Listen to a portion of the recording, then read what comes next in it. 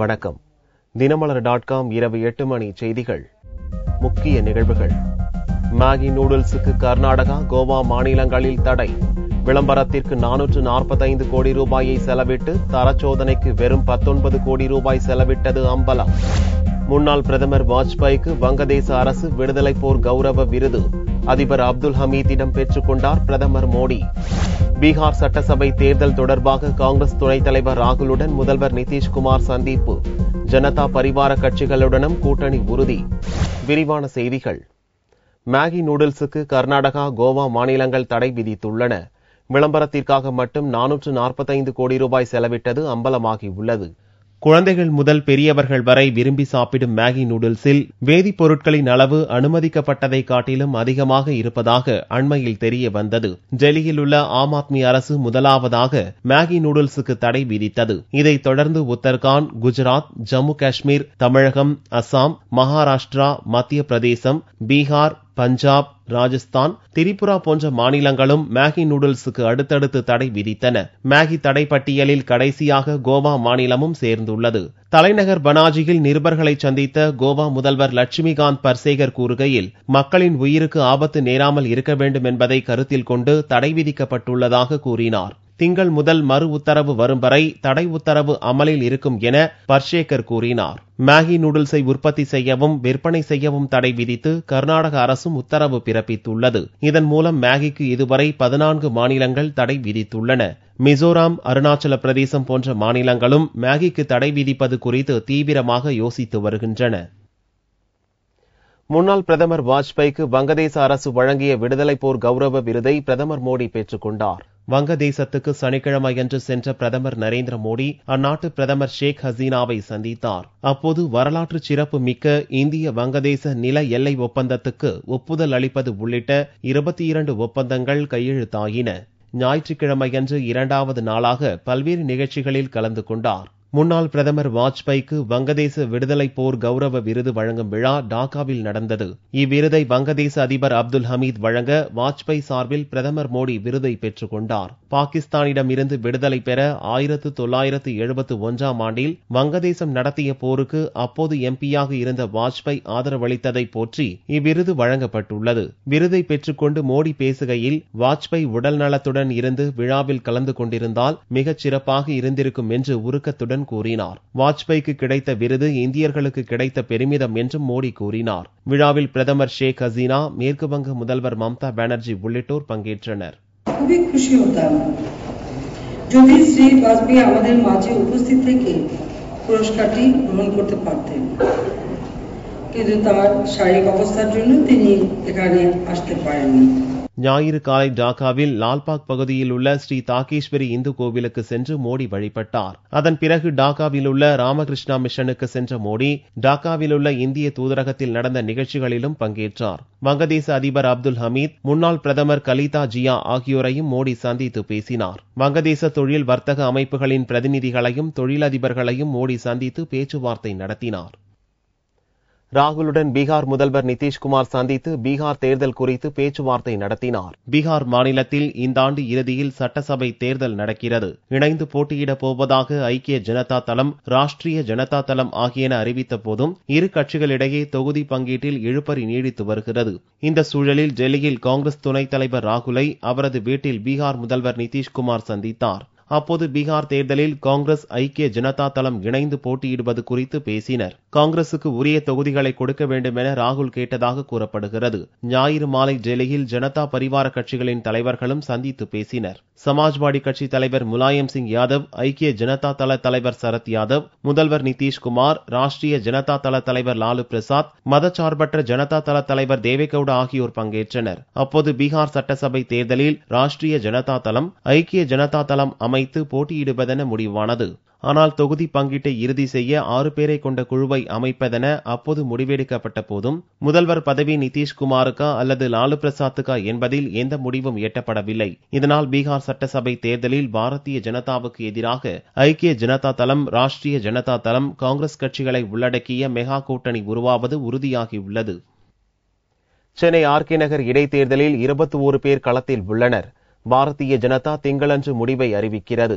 Chennai RK நகர் இடைத்தேர்தல் June 27ஆம் தேதி நடக்கிறது. வேட்புமனு தாக்கல் துவங்கிய முதல் நாளே சமூக ஆர்வலர் டிராபிக் ராமசாமி, தேர்தல் மன்னன் பத்மராஜன் உள்ளிட்ட 5 பேர் மனு தாக்கல் செய்தனர். ஜூன் 5ஆம் தேதி முதல்வர் ஜெயலலிதா மனு தாக்கல் செய்தார். தமிழ் மாநில கட்சி சார்பில் போட்டியிடும் பால் கனகராஜ் 6ஆம் தேதி மனு தாக்கல் செய்தார். இந்நிலையில் ஆர்கே நகரில் போட்டியிட இதுவரை ஜெயலலிதா உட்பட 21 பேர் மனு தாக்கல் செய்துள்ளனர். முதல்வர் ஜெயலலிதா போட்டியிடுவதால் குண்டும் குழியுமாக இருந்த சாலைகள் திடீரென்று புதுப்பொலிவு பெற்றுள்ளன.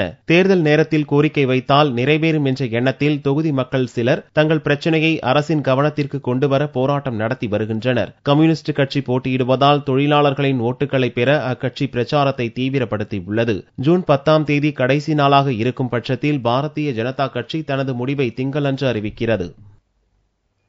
குறுவை சாகுபடிக்கு மேட்டூர் அணையில் நீர் திறக்க வேண்டும் என்று மத்திய அமைச்சர் பொன் ராதாகிருஷ்ணன், தமாக தலைவர் வாசன் வலியுறுத்தியுள்ளனர். தஞ்சாவூரில் தமாக தலைவர் வாசன் செய்தியாளர்களை சந்தித்தார். மத்திய அரசு காவிரி மேலாண்மை வாரியம் ஒழுங்காற்று குழுவை அமைக்க வேண்டும் என்று கேட்டுக்கொண்ட வாசன், குறுவை சாகுபடிக்கு 5 நாட்களே உள்ள நிலையில் தமிழக அரசு தண்ணீர் விட முடியாத சூழ்நிலை என்று கூறியிருப்பது விவசாயிகள் மத்தியில் பெரும் அதிர்ச்சியை ஏற்படுத்தியிருப்பதாக கூறினார். குறுவை சாகுபடிக்கு இன்னும் 5 நாட்கள் இருக்கும் நிலையிலே தமிழக அரசு அதற்கு தண்ணீர் விட முடியாத சூழல் என்று அறிவித்திருப்பது விவசாயிகள் மத்தியிலே வேதனையும் கவலையும் அளித்திருக்கிறது. மேலும் மத்திய அரசு தமிழக விவசாயிகளுடைய முக்கியமான பிரச்சனையிலே மேலும் மெத்தனம் காட்டாமல் கர்நாடக அரசை கண்டித்து தமிழகத்திற்கு கொடுக்க வேண்டிய தண்ணீரை உடனடியாக கொடுக்கக்கூடிய நல்ல சூழலை ஏற்படுத்த வேண்டும். தஞ்சை மாவட்டம் பட்டுக்கோட்டையில் செய்தியாளர்களை சந்தித்த மத்திய இணையமைச்சர் பொன் ராதாகிருஷ்ணன், குறுவை சாகுபடிக்கு தண்ணீர் திறந்து விடுவது மாநில அரசின் கடமை என்றும் காவிரி பிரச்சனையில் சுமூக முடிவு ஏற்பட இரு மாநில அரசுகளும் இணைந்து பேச வேண்டும் என்றும் கூறினார். மாநில அரசாங்கம் குறுவைக்கு தேவையான தண்ணீரை திறந்துவிட வேண்டியது அவருடைய கடமை. அதை அவர்கள் நிறைவேற்ற வேண்டும் என்று நான் எதிர்பார்க்கின்றோம். தேவை ஏற்படும் போது பேசுகின்ற காரணத்தினாலே இரு மாநிலங்களிலும் அழுத்தங்கள் ஏற்பட்டு பிரச்சனைகளுக்கு தீர்வு ஏற்படாமல் போகிறது என்பது என்னுடைய கருத்து. இந்த ஆண்டு கோடைக்கால பருவமழை அதிகமாக கிடைத்துள்ளதாலும் போதிய தண்ணீர் இல்லாத காரணத்தால் மேட்டூரில் நீர் திறப்பு இல்லை என்றும் தமிழக அரசு அறிவித்தது குறிப்பிடத்தக்கது. அயோத்தியில் ராமர் கோவில் கட்டுவது வழக்கு முடிந்த பின்னர் முடிவு செய்யப்படும் என்று இலகணேசன் தெரிவித்துள்ளார். வேலூர் மாவட்டம் காட்பாடி கழிச்சூரில் ராமு ஆசிரம குருகுல முப்பெரும் விழா ஞாயிறன்று நடந்தது. இதில் பாரதிய ஜனதா தேசிய குழு உறுப்பினர் இலகணேசன் கலந்து கொண்டார். அப்போது செய்தியாளர்களிடம் பேசிய அவர், ஆர்கே நகர் இடைத்தேர்தல் அறிவிக்கப்பட்ட பின்னர் புதிய சாலைகள் போடப்பட்டதாக குற்றம் சாட்டினார். இலங்கையில் உள்ள தமிழக மீனவர்களுக்கும் இந்தியாவில் உள்ள தமிழக மீனவர்களுக்கும் தான் பிரச்சினை என்று கணேசன் தெரிவித்தார். ராமர் கோவில் தொடர்பாக நிருபர்கள் கேள்வி எழுப்பிய போது வழக்கு முடியட்டும் என்று அவர் பதிலளித்தார். பாரதிய ஜனதா கட்சியைச் சேர்ந்த இலகணேசன் நான் சொல்கின்ற அயோத்தியில் கட்டாயமாக ராமர் ஆலயம் கட்ட வேண்டாம். பிரதமர் மோடியின் வெளிநாட்டு பயணத்தால் பல்வேறு ஒப்பந்தங்கள் கையெழுத்தாகி உள்ளதாக கணேசன் தெரிவித்தார். புதுச்சேரி ஜிப்மர் மருத்துவக் கல்லூரியில் உள்ள 150 இடங்களுக்கான ஆன்லைன் நுழைவுத் தேர்வு ஞாயிறன்று நடந்தது. புதுச்சேரி ஜிப்மர் மருத்துவக் கல்லூரியில் உள்ள 150 MBBS இடங்களுக்கு அகில இந்திய அளவில் ஆன்லைன் நுழைவுத் தேர்வு மூலம் மாணவர் சேர்க்கை நடக்கிறது. நடப்பாண்டிற்கான தேர்வுக்கு நாடு முழுவதும் 1,37,438 பேர் விண்ணப்பித்திருந்தனர். இவர்களுக்கான தேர்வு ஞாயிற்றுக்கிழமை நடந்தது.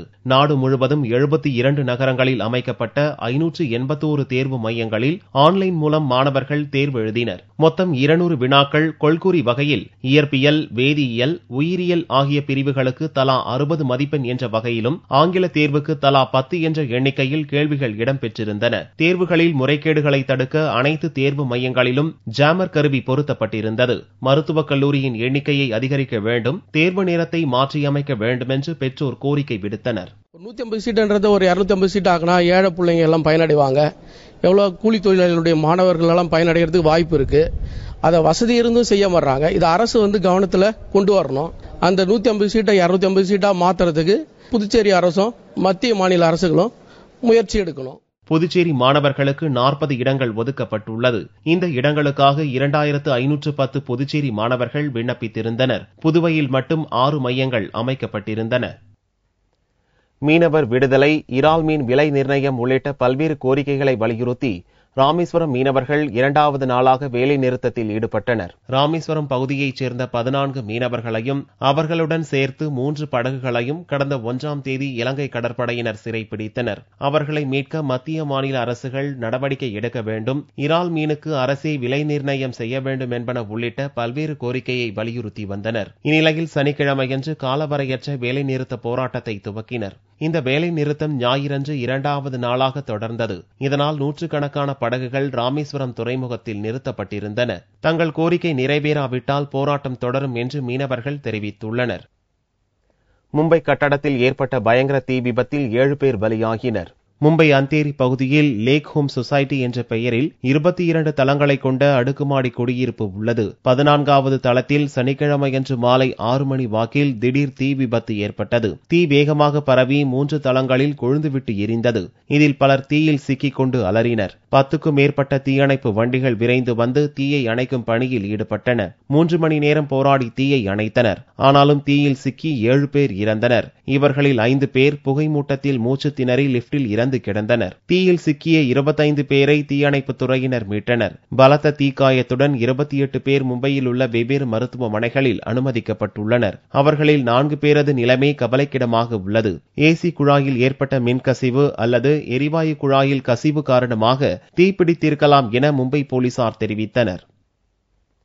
ஸ்மார்ட் சிட்டி திட்டத்தை பிரதமர் நரேந்திர மோடி ஜூன் 25ஆம் தேதி துவக்கி வைக்கிறார். நாளுக்கு நாள் பெருகி வரும் மக்கள் தொகையால் உண்டாகும் சவால்களை சமாளிக்கும் வகையில் நாடு முழுக்க 100 ஸ்மார்ட் சிட்டிகள் அமைக்கும் திட்டம் மத்திய பட்ஜெட்டில் அறிவிக்கப்பட்டது. இத்திட்டத்தை நடைமுறைப்படுத்துவதற்கான நடவடிக்கைகளை மத்திய அரசு தீவிரமாக எடுத்து வருகிறது. முதல் கட்டமாக 48,000 கோடி ரூபாயை ஸ்மார்ட் சிட்டி திட்டத்துக்கு மத்திய அரசு அண்மையில் ஒதுக்கீடு செய்தது. இந்நிலையில் ஸ்மார்ட் சிட்டி திட்டத்தின் துவக்க விழா டெல்லி விக்யான் பவனில் ஜூன் 25ஆம் தேதி நடக்கிறது. பிரதமர் நரேந்திர மோடி திட்டத்தை முறைப்படி துவக்கி வைக்கிறார். 500 நகரங்களின் தரத்தை உயர்த்தும் வகையில் தீட்டப்பட்டுள்ள அட்டல் நகர்ப்புற புனரமைப்பு திட்டத்தையும் இவ்விழாவில் மோடி துவக்கி வைக்கிறார். அப்போது இரு திட்டங்களின் வழிமுறைகளை மோடி அறிவிக்க உள்ளார். இத்தகவலை மத்திய அமைச்சர் வெங்கையா நாயுடு தெரிவித்தார். நகர்ப்புற வளர்ச்சித்துறைக்கு ஜூன் 25ஆம் தேதி மிக முக்கியமான நாளாக இருக்கும் எனவும் அவர் கூறினார். பெருகும் மக்கள் தொகைக்கேற்ப நகர்ப்புறங்களில் கட்டமைப்பு வசதிகள் இல்லாததை கருத்தில் கொண்டு இவ்விரு திட்டங்கள் அமல்படுத்தப்பட உள்ளதாக வெங்கையா நாயுடு கூறினார். ஏழை மக்களுக்கு வாழ்தற்குரிய சூழலை அமைத்து தருவதும் வர்த்தகம், தொழில் முதலீட்டுக்கான உகந்த சூழலை ஏற்படுத்துவதுமே இத்திட்டங்களின் நோக்கம் எனவும் வெங்கையா நாயுடு தெரிவித்தார். டெல்லியில் அடுத்த ஆண்டு ஓட்டுநர் இல்லாத மெட்ரோ ரயில் இயக்கப்பட உள்ளது. டெல்லியின் உயிர் நாடியாக விளங்கும் மெட்ரோ ரயில் போக்குவரத்தில் பல புதுமைகள் புகுத்தப்படுகின்றன. புதுமைக்கெல்லாம் உச்சம் வைத்தாற் போல ஓட்டுநர் இல்லாத மெட்ரோ ரயில் டெல்லிக்கு வந்து சேர்ந்துள்ளது. தென்கொரியாவில் உள்ள சாங்வான் நகரில் தயாரிக்கப்பட்ட இந்த ரயில் டெல்லியில் உள்ள முகுந்த்பூர் டெப்போவில் நிறுத்தப்பட்டுள்ளது.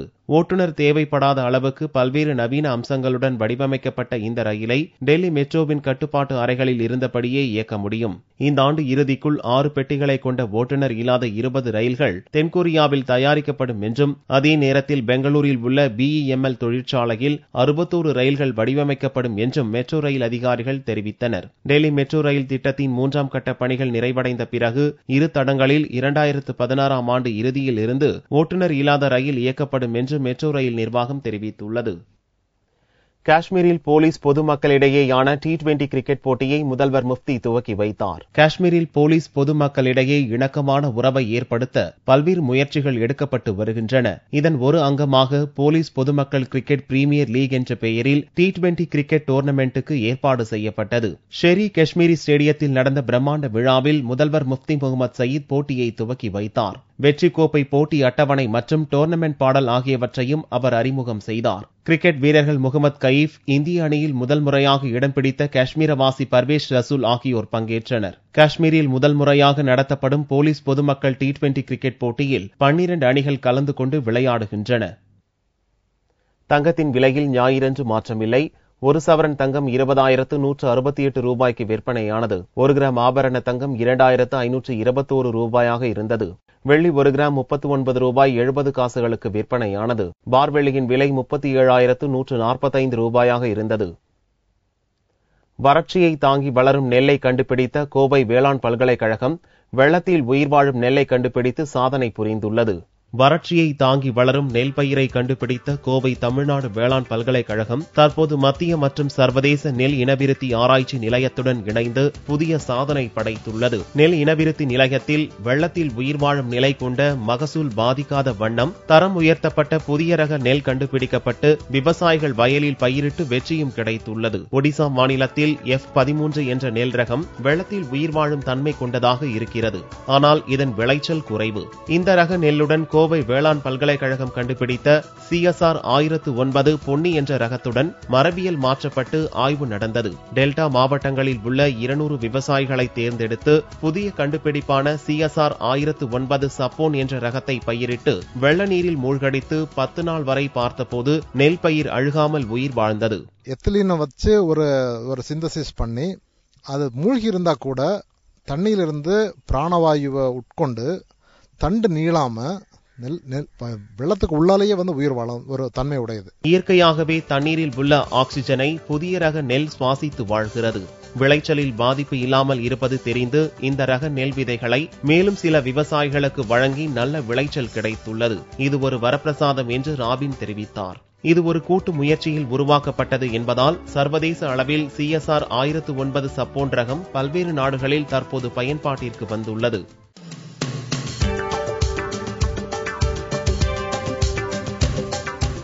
மீண்டும் செய்திகள் இந்திய நேரப்படி திங்கட்கிழமை இரவு 8 மணிக்கு. வணக்கம்.